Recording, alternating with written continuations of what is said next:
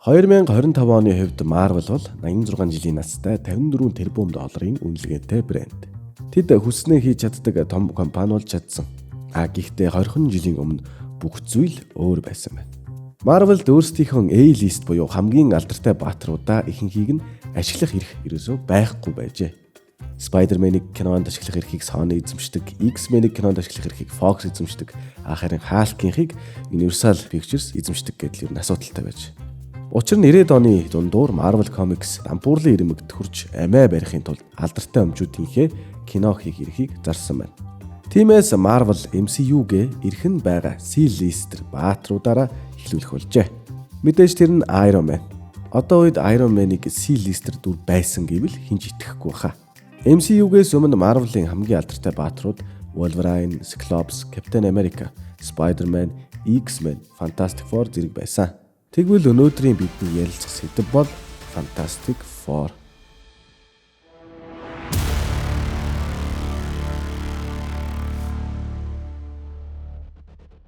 Fantastic Four бол яахын аргагүй Marvel-ийн хамгийн үнэтэй өмчүүдийн нэг мөн. Fantastic Four бол Jack Kirby болон Stan Lee нарын бүтээсэн Marvel Comics-ийн хамгийн анхны супер баатруудаас бүрдсэн баг юм. Тэднийг First Family буюу Marvel-ийн анхны гэр бүлч гэж нэрлэдэг. Тэд баг гэхээсээ илүүтэйгээр гэр бүлийн зохион байгуулалттай явагддаг. Тухайн үед буюу 1960-ад оны үед супер баатруудад, ялангуяа Marvel-ийн баатруудад авчирсан шинжилэл бол супер баатруудын хувийн амьдрал, хувь хүний асуудлууд байлаа. Fantastic Four-ын бүрэлдэхүүн. Reed Richards буюу Mr. Fantastic. Smartest Man Alive. Дэлхий дээрх хамгийн ухаантай хүн бөгөөд багийн ахлагч гэхээсээ илүү аавын үүрэг гүйцэтгэдэг. За яг л Ризэ мэд сонох чадвартай хүн байна. Sue Storm, Invisible Woman. Reed Richards-ийн эхнэр багт ямар үүрэгтэй нь ер нь ойлгомжтой болж байгаах, гэрлийн тусгалыг ашиглан өөрийгөө болон бусдыг үл үзэгдэж болох чадвартай. Өрсөлдөгч нь DC-гийнхаас л одоо Wonder Woman-тай адилхан болчихно гэж бодоод Stan Lee түүнд сүбэрхэж өгөөгүй байна. Ben Grimm, The Thing. Reed Richards-ийн оюутны байрны найз ерөнхийдөө багтаа авуу гахын үүргийг гүйцэтгэдэг. Тэр нэгэн аяллаас болоод шар чулуун гуманоид мангас болсноосоо болоод эмзэг ууртай нэгэн болсон. Түүний чадвар гэвэл супер хүн мэт хүчтэй. Johnny Storm, Human Torch. Sue Storm-ийн төрсөн дүү бөгөөд тэрээр биеэсээ гал боловсруулж гаргах чадвартай байна. Үүнийг нисгэц ч гэсэн ашигладаг. Marvel-ийн түүхэнд үндсэн дөрвөөс гадна Luke Cage, Black Panther, Storm, Spider-Man зэрэг баатрууд нэгдэж байсан. Мөн Fantastic Four-ын дайснууд нь танаас ч чухал дайснууд бий. Жишээ нь Doctor Doom, Galactus, Kang the Conqueror гэх мэт. Fantastic Four ба кинонууд.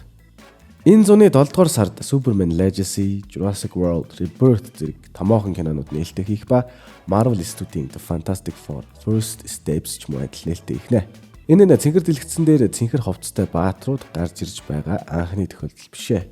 Тэгэхээр хэдүүлийн хамтдаа Fantastic Four киноны анхнаас нь эхлүүлээд өгцгөө. Fantastic Four 1994. 1993 онд Германы кино продюсер Bernd Eichinger Stan Lee-тэй өөрийн биеэр уулзсан Fantastic Four-ын киног хийвэл цөмлөх тухай ярьжээ. Тухайн үед тэд зөвшөлтсөд түрээгүй ч 3 жилийн дараа Eichinger-ийн Constantine Production Fantastic дөрвөөр кино хийх эрхийг 250,000 Америк доллараар 1992 оны 12 дугаар сарын 31 хүртэл худалдаж авсан гэхээсээ илүү түрээсэлсэн байна. Ингээд сар асуудлуудаас болоод кино хийгдэхгүй явсаар байгаад хугацаа дуусах төгсөхөд Eichinger Marvel-д эрхийн хугацааг сунгах хүсэлт гаргасан ч татгалцсан хариу авдаг.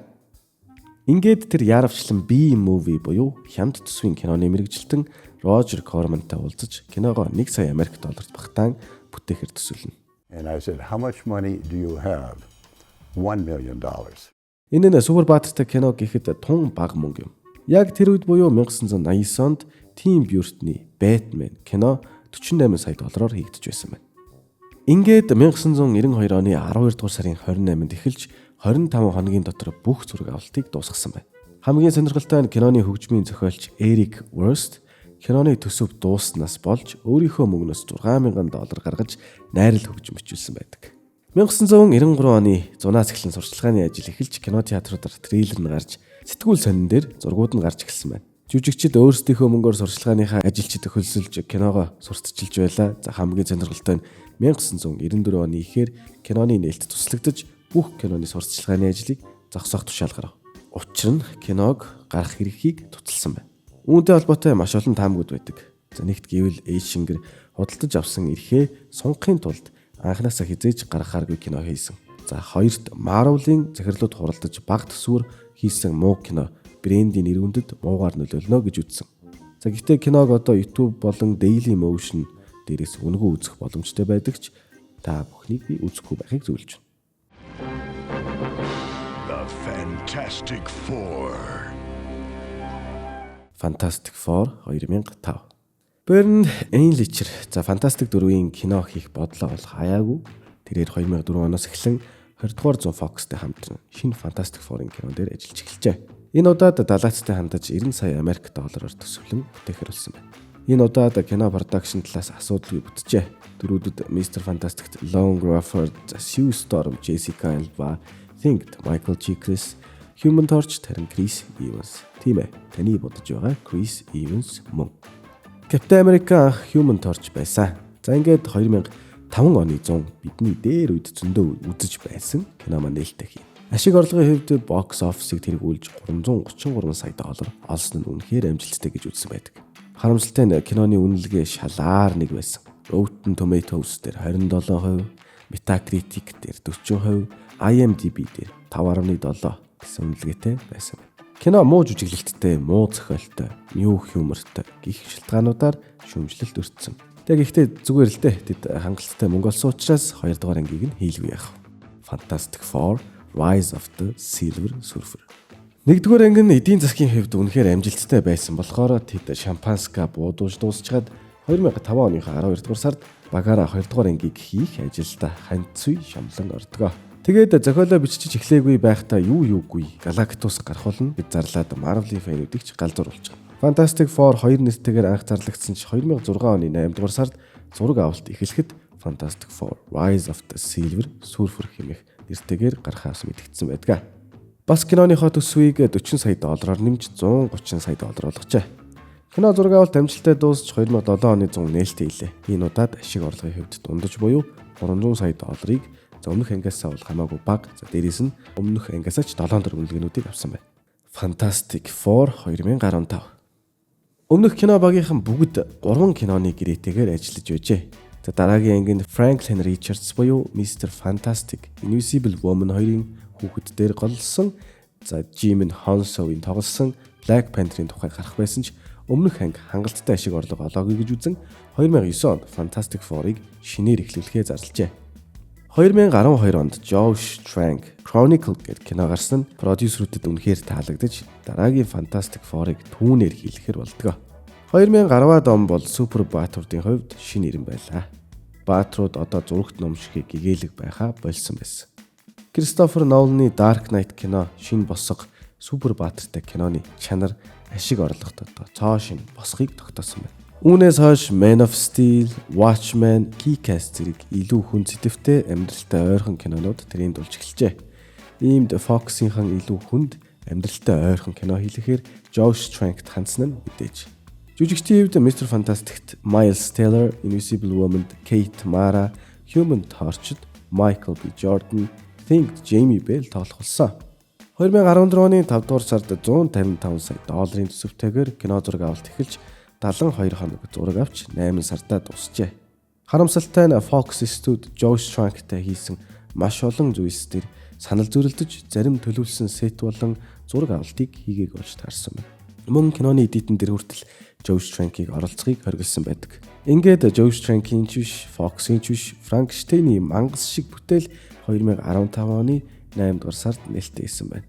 Мэдээж үнэлгээний хувьд маш муу, зохиол нь ойлгомжгүй, замун Fantastic 4 ойлгоогүй, өөр амьсгалгүй зэрэгээр шүүмжлүүлсэн.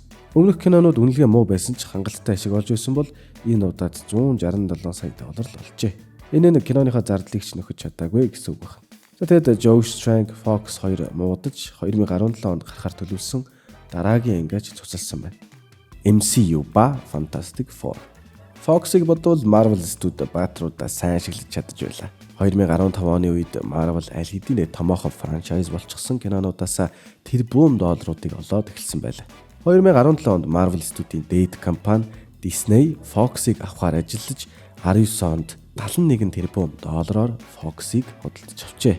Ингээд Fantastic Four-ыг бүрэн ашиглах боломжтой болсон Marvel студи 2022 оны Doctor Strange Multiverse of Madness кинон дээр анх Fantastic Four-ын дүрийг ашигласан байна. Энэ нь John Krasinski-гийн тоглосон Mr. Fantastic байлаа. Олон жилийн турш фэнүүд John Krasinski, Emily Blunt хоёрыг Mr. Fantastic болон Invisible Woman хоёрт тохирно хэмээн фанкаст хийдэг байсан юм. Дараа нь саяхан гарсан Deadpool and Wolverine кинон дээр Chris Evans Human Torch-ийн дүрээрээ иргэн ирдэг. Мөн MCU-гийн Doctor Doom-ийн дүрийг Robert Downey Jr. бүтээхэр болсон нь сонирхолтой хэрэг. New mask. Same task. Харин 2025 онд гарах Fantastic Four First Steps киноны трейлер гарсан нь өмнөх кинонуудаас амжилттай байх болов уу гэсэн итгүүл найдварыг төрүүлээд байна.